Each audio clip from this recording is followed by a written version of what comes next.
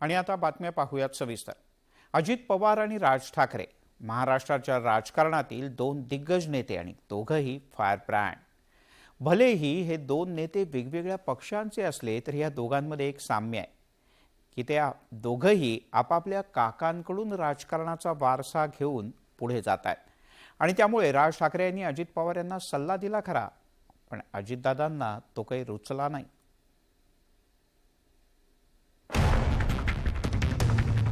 गेल्या काही दिवसांपासून अजित पवारांभोवती राजकीय चर्चा फिरत होती।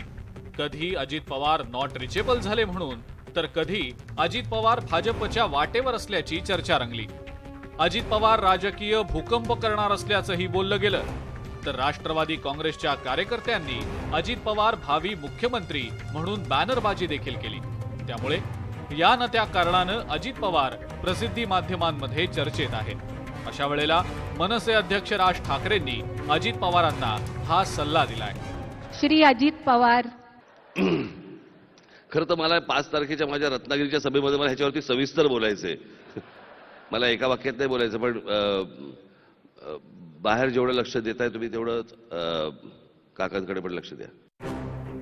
राज ठाकरेंनी दिलेला हा सल्ला अजित पवारांना फारसा रुचलेला दिसत नाही। अजित पवारांनी राज ठाकरेंना हे खोचक उत्तर दिलं। ठीक आहे, राज साहेबांनी जसं त्यांच्या काकांकडे लक्ष ठेवलं तसं मी पण माझ्या काकांकडे लक्ष ठेवीन। राज ठाकरे आणि अजित पवार हे दोघेही सडेतोड, स्पष्ट वक्ते आणि आक्रमक नेते। हे दोघेही महाराष्ट्रातल्या दिग्गज राजकीय नेत्यांचा वारसा लाभलेले पुतणे। एका पुतण्यानं काकांच्या विरोधात बंड करत स्वतंत्र राजकीय पक्ष स्थापन केला, तर दुसरा पुतण्या बंडाच्या तयारीत असल्याची वारंवार चर्चा होत असते। त्यामुळे आगामी काळात अजित पवार हे राज ठाकरेंच्या मार्गाने जाणार की शेवटपर्यंत शरद पवारांना साथ देत काका पुतण्याच्या राजकारणाचा नवा अध्याय लिहिणार हे पाहणं महत्त्वाचं असेल। कारण राज्याच्या राजकारणामध्ये अनेक काका पुतण्यांमध्ये राजकीय वैर असल्याचं पाहायला मिळतंय। Bureau report, news 18 Lokmat. फार पुरातन काळांपासून काका पुतण्याच्या नात्याचा इतिहास फारच रंजक आहे। असो, राष्ट्रवादी काँग्रेसमध्ये आता नवे नेते नवं नेतृत्व करताना दिसणार आहे। पक्षाचे अध्यक्ष शरद पवार यांनीच त्याबद्दलचं स्पष्ट वक्तव्य केलंय। इतकंच नव्हे तर आगामी निवडणुकीत युवकांना उमेदवारी देण्याचे संकेत सुद्धा त्यांनी दिले। आगामी निवडणुकांच्या पार्श्वभूमीवर शरद पवार यांची खेळी यशस्वी होईल का, पाहूयात एक रिपोर्ट। भाकरी फिरवणार, नेतृत्व फुलणार।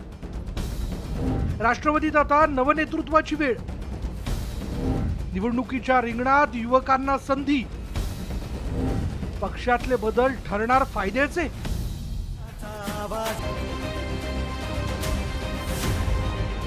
आवाज जनतेचा असं ब्रीदवाक्य असलेल्या राष्ट्रवादी काँग्रेसला पुन्हा सत्ता हवी असेल तर आता नव्या दमाच्या नेतृत्वाशिवाय पर्याय राहिलेला नाही।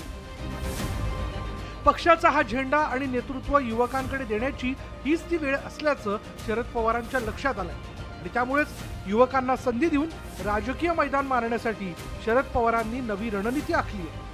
आगामी काळात महापालिका, जिल्हा परिषदांच्या निवडणुका कधीही जाहीर होऊ शकतात। या पार्श्वभूमीवर युवा मंथन कार्यक्रमातून शरद पवारांनी युवकांसोबत संवाद साधला। राजकीय फिरवायची वेळ आता आलेली आहे। आता नक्की वेळ ही आलेली आहे की विलंब करून चालणार नाही आणि ते काम पक्षामध्ये करायचा आग्रह मी आमच्या सगळ्या वरिष्ठ नेत्यांच्याकडे करीन, एवढंच या ठिकाणी सांगू इच्छितो। भाकरी फिरवण्यावरच शरद पवार थांबले नाहीत, तर आगामी निवडणुकीत तरुणांना उमेदवारी देणार असल्याचंही त्यांनी स्पष्ट केलं। कशी वर्गवारी करायची याचा विचार करा, वरच्या टप्प्यात कोणाकोणाला आणायचं याचा विचार करा आणि त्याच्यात अधिक काम करणारे हे जे तुम्हाला वाटत असतील तर मी तुम्हाला खात्री देतो की त्यांना उद्या होणाऱ्या महानगरपालिकेमध्ये संघटनेच्या वतीनं निवडणूक लढवायची संधी दिली जाईल आणि त्यामध्ये एक नवीन नेतृत्व हे तयार केलं जाईल। भाकरी फिरवताना विलंब होणार नसल्यानं राष्ट्रवादी काँग्रेसमध्ये लवकरच नवे चेहरे नेतृत्व करताना दिसण्याची शक्यता निर्माण झाली आहे। जसं तुमच्याही क्षेत्रामध्ये काही वर्षांनी तुम्हाला कसं वाटतं मला वर प्रमोशन मिळावं, खालच्यांना वाटतं आपल्याला तिथं मिळावं, असं जसं वाटतं तसं नवीन कार्यकर्ते आले पाहिजे. माझी पण हीच इच्छा आहे की आमदारकी असतील, खासदारकी असतील, त्याच्यामध्ये काही नवे चेहरे आले पाहिजे. इतर सहकारी संस्था असतात, पणन संस्था असतात, या इथं पण नवीन नवीन कार्यकर्ते आले पाहिजेत. आता नव्या नेतृत्वावर आणि नव्या उमेदवारांना मतदार कितपत पसंती देतात हे आगामी काळात स्पष्ट होईल. Bureau report, news 18 Lokmat. राष्ट्रवादी काँग्रेसमध्ये मुख्यमंत्रीपदावरून जोरदार चढाओढ तर सुरू नाही ना, अशी शंका यायला खूप वाव आहे. कारण एकीकडे भावी मुख्यमंत्री म्हणून अजित पवार यांच्या समर्थनात राज्यात विविध ठिकाणी बॅनरबाजी झाली असतानाच जयंत पाटील यांचंही नाव पुढे केलं जात आहे. राष्ट्रवादी काँग्रेसचे प्रदेशाध्यक्ष जयंत पाटील हे आदर्श मुख्यमंत्री ठरतील असा दावा राष्ट्रवादीचेच खासदार अमोल कोल्हे यांनी केला.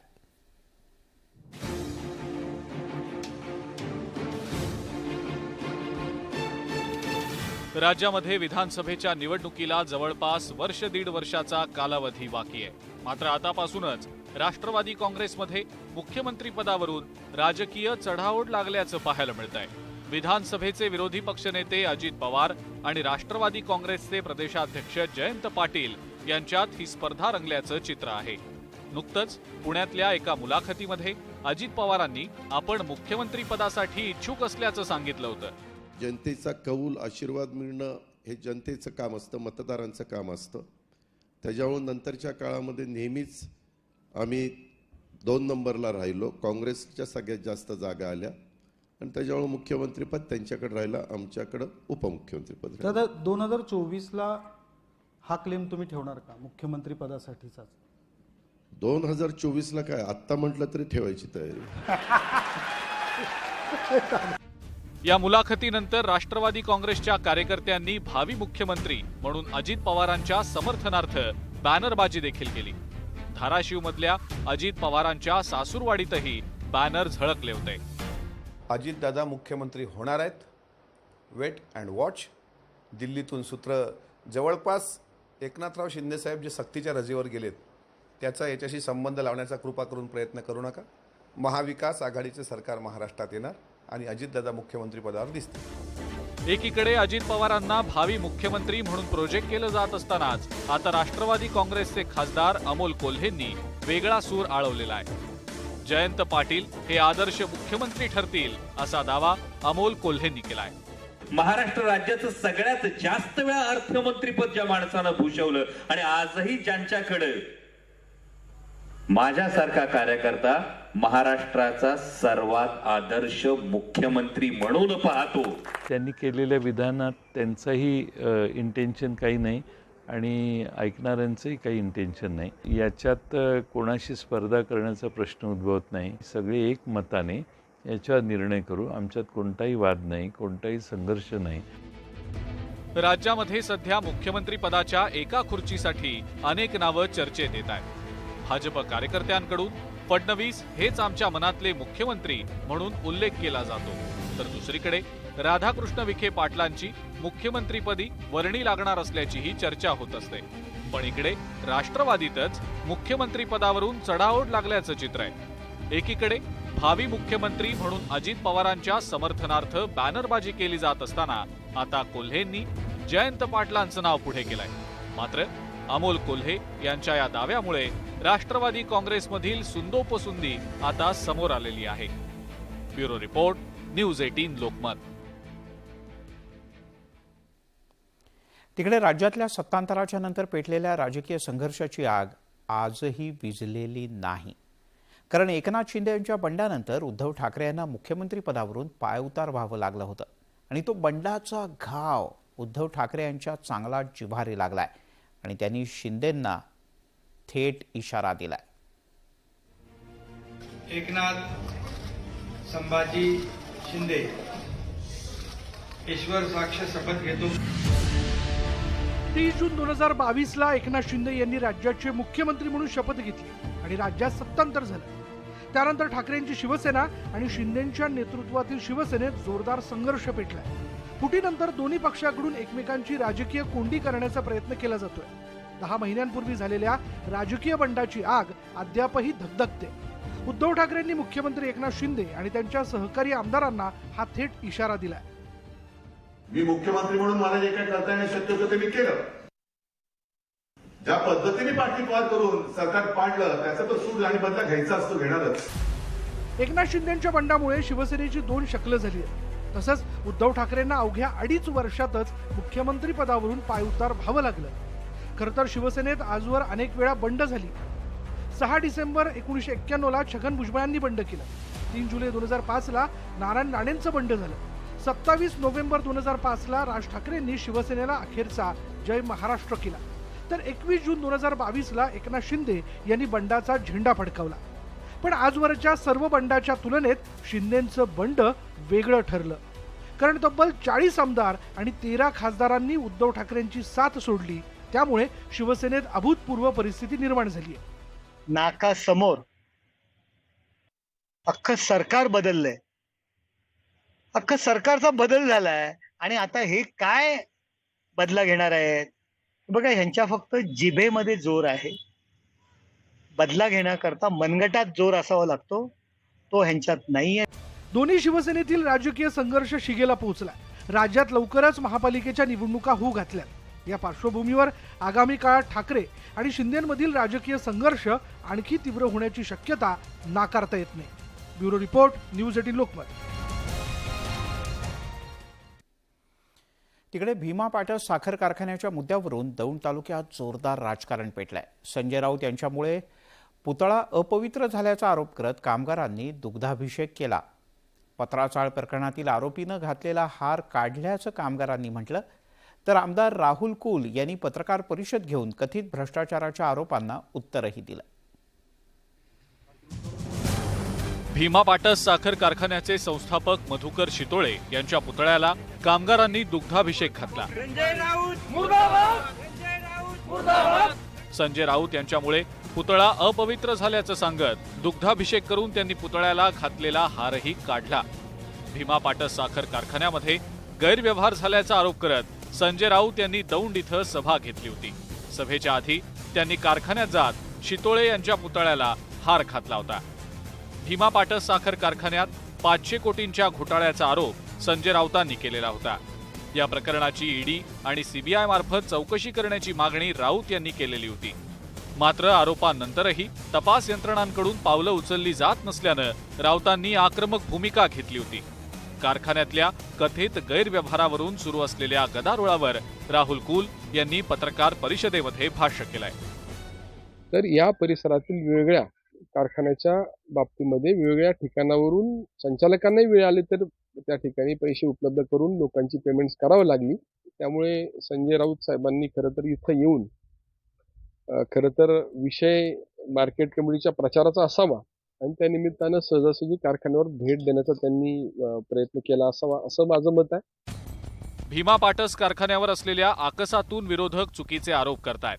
मात्र सर्वांच्या विश्वासातूनच कारखान्यानं मोठी वाटचाल केल्याचंही राहुल कुल यांनी यावेळेला सांगितलं. संजय राऊत यांना कारखान्यातली काहीही माहिती नसल्याचा टोला देखील राहुल कुल यांनी लगावलाय. संजय राऊत साहेबांना माझं आव्हान आहे की त्यांनी कारखान्याच्या हितासाठी काहीही जे कराल त्याच्या बाबतीमध्ये आम्ही या ठिकाणी कधीही पक्षभेद केलेला नाही. तुमच्याही पक्षाच्या बाबतीमध्ये आम्ही पक्षभेद करणार नाही. कारखान्याची चौकशी करण्याचे प्रत्येकाला अधिकार आहेत. आपण कोणत्याही ठिकाणी जाऊ शकता, चौकशी करू शकता, परंतु याच्यामध्ये विनाकारण राजकीय स्वरूप देऊन कुणालाही बदनाम करू नये अशा प्रकारचं विनंती मी त्यांना करतो.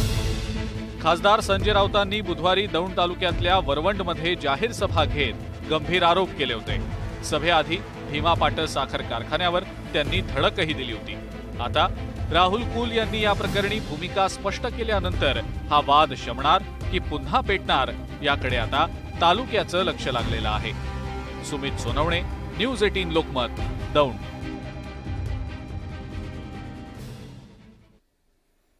आणि आता एक वेगळी बातमी. एकाच पक्षातली राष्ट्रवादी काँग्रेससमोर राष्ट्रवादीच्याच नेत्यांनी आव्हान निर्माण केलंय. पुणे जिल्ह्याच्या हवेली बाजार समितीसह 10 बाजार समित्यांच्या निवडणुकांसाठी 21 वर्षांनी शुक्रवारी मतदान होत आहे. तर दुसरीकडे पक्षांतर्गत फाटाफुटीमुळे सुप्रिया सुळे यांचे निकटवर्तीय विकास दांगट यांची पक्षातून हकालपट्टी करण्यात आली. दांगट यांच्या पॅनलनं राष्ट्रवादी काँग्रेसच्या समस्या मात्र चांगल्याच वाढवल्यात. समितीच्या निवडणुकीसाठी प्रचंड चुरस निर्माण झाली आहे. वार्षिक 5,000 कोटींची उलाढाल असलेल्या या बाजार समितीच्या निवडणुकीत पवार कुटुंबियांच्या निकटवर्तीय कार्यकर्त्यांमध्ये जोरदार रस्सीखेच पाहायला मिळाली आहे. परिणामी तिकीट वाटपावरून राष्ट्रवादी काँग्रेसमध्ये संघर्ष निर्माण झाला. त्याची परिणती अशी झाली की काही कार्यकर्त्यांना पक्षातनं काढण्याची वेळ आली. आणि आम्हाला खात्री आहे की लोक हे ते ॲक्सेप्ट करणार आहेत आणि उद्याच्या या निवडणुकीमध्ये राष्ट्रवादी काँग्रेस पक्ष पुरस्कृत अण्णासाहेब मगर सहकारी पॅनलचा प्रचंड मताने विजय झालेला आपल्याला पाहायला मिळेल. आम्ही पवारांचे समर्थक असं म्हणत विकास दांगट यांनी अण्णासाहेब मगर शेतकरी पॅनलच्या माध्यमातून उमेदवार उभे केल्यानं त्यांच्यावर कारवाई करण्यात आली. मात्र वैयक्तिक स्वार्थासाठी उमेदवार निवडण्यात आल्याचा आरोप दांगट यांनी केला.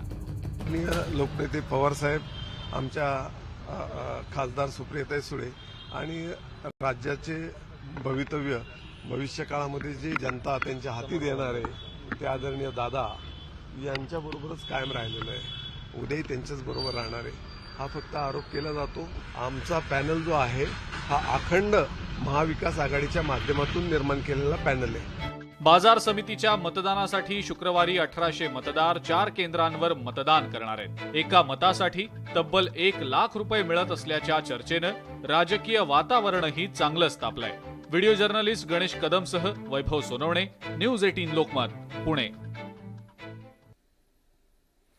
यासोबतच दिवसभराच्या बातम्यांमध्ये घेऊयात एक छोटासा ब्रेक नंतर एक महत्त्वाची बातमी.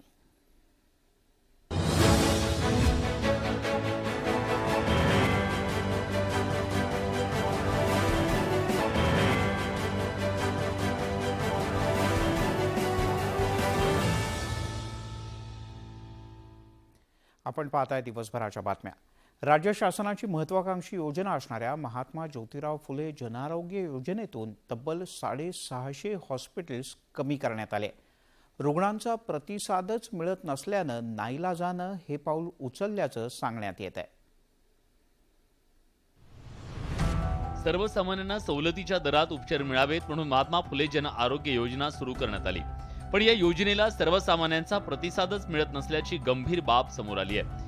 हिंगोली जिल्ह्यातील 12 हॉस्पिटल जन आरोग्य योजनेत सहभागी होते, पण रुग्णांचा प्रतिसाद मिळत नसल्यानं 3 रुग्णालय योजनेतून बाहेर पडली आहेत. राज्यात एकूण 1000 हॉस्पिटल्समध्ये ही योजना सुरू होती, पण रुग्णांच्या प्रतिसादाअभावी 650 हॉस्पिटल्स योजनेतून बाहेर पडली आहेत. राज्यात जवळपास 650 रुग्णालय वगळण्यात आलेले आहे. सध्या हिंगोलीची अशी परिस्थिती आहे की हॉस्पिटलमध्ये अल्पप्रतिसाद झाल्यामुळे हॉस्पिटलचे शासन आदेशानुसार या योजनेतून वगळण्यात आलेले आहे. महात्मा फुले जन आरोग्य योजनेत रुग्णांना सहभागी होऊ दिलं जात नाही किंवा त्यांच्या वाटेत अनेक अडथळे असू शकतात. हे अडथळे काय आहेत? सामान्य लोक या योजनेचा लाभ का घेत नाहीयेत हे शोधण्याची गरज निर्माण झाली आहे. मनीष खरात, न्यूज 18 लोकमत, हिंगोली. तिकडे औरंगाबाद विभागात अनेक बोगस शाळांनी सरकारी अनुदान लाटल्याचा प्रकार समोर आलाय. न्यूज 18 लोकमतनं एका बोगस शाळेचा पर्दाफाश केलाय. पाहूयात आमचा एक खास रिपोर्ट. छत्रपती संभाजीनगरच्या शिक्षण विभागाचा अनागोंदी कारभार पुन्हा चव्हाट्यावर आला.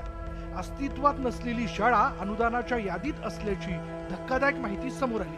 ही कागदावरची शाळा अखिल भारतीय शिक्षण प्रसारक मंडळाची असल्याचं दाखवण्यात आलं. न्यूज 18 लोकमतनं ज्योतिनगरमध्ये जाऊन शाळेचा शोध घेतला. शाळेचा शोध काही लागला नाही. स्थानिकांनी तर 25 वर्षांपासून या शाळेचं नावही ऐकलं नसल्याचं सांगितलं. मराठी शाळा ही तुम्ही कधी ऐकली का कुठे? म्हणून ऐकलेलं नाही आहे. पेपरमध्ये फक्त वाचलेलं होतं आणि थोडा सावळा गोंधळ आहे म्हणून पेपरमध्ये असं आलं होतं, नमूद केलं होतं.